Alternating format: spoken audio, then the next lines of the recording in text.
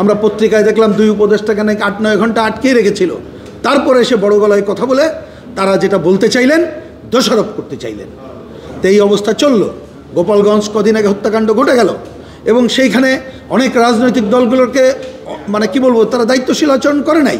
ফ্যাসিবাদী যে আগে ছিল তাদের ফিরে আসার নানা সুযোগ তারা করে দিচ্ছেন। তারা তো সংকট তৈরি করবেই। সেইখানেও 2 জন উপদেষ্টা গেল, কিন্তু তারা নিহত আহতদের বাড়িতে গেল। আগে যেমন দেখেছেন স্থাপনা দেখতে গেছেন, ওনারাও যেন তাই।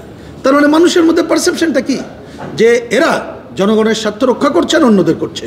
সর্বশেষ গতকাল যে ধরনের ন্যাক্কারজনক হামলা আমাদের তরুণ ছাত্রছাত্রীদের প্রতি হলো, হ্যাঁ তাদের বাড়াবাড়ি আমরা চাই না, কিন্তু এগুলো তো ধৈর্য ধরে মোকাবেলা করতে হবে। ধৈর্য ধরে মোকাবেলা না করে তারা যে ধরনের ঘটনা ঘটলো, শতাধিক নাকি আহত হসপিটালে আছে, আমরা সেইখানে যাব দেখতে। আমরা পরিষ্কার আজকে সবার শুরুতে বললাম, এই ধরনের অবস্থা রেখে আমাদের এই ধরনের সভায় উপস্থিত থাকা কঠিন, কিন্তু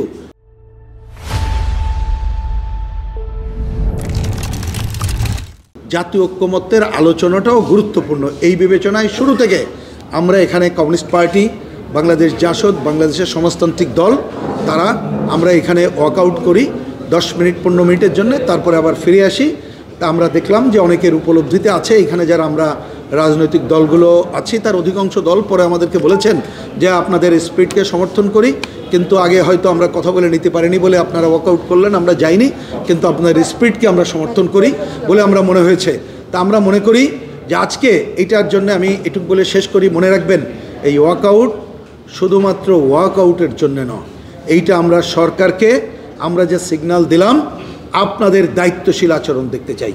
যদি এই দায়িত্বশীল আচরণ সরকার না করে, তাহলে আমরা এ ধরনের বৈঠক বা সরকারকে এখনও ডাকলে আমরা যাই, কিন্তু আগামী দিনে যেয়ে আমরা এই সময়টা কি বলবো যে দেব, নাকি জনগণের কাতারে থেকে আমাদের গণতন্ত্রের যে পথযাত্রা, সেই পথযাত্রায় অন্য ভূমিকা নেব, সেই সিদ্ধান্ত আমাদেরকে নিতে হবে।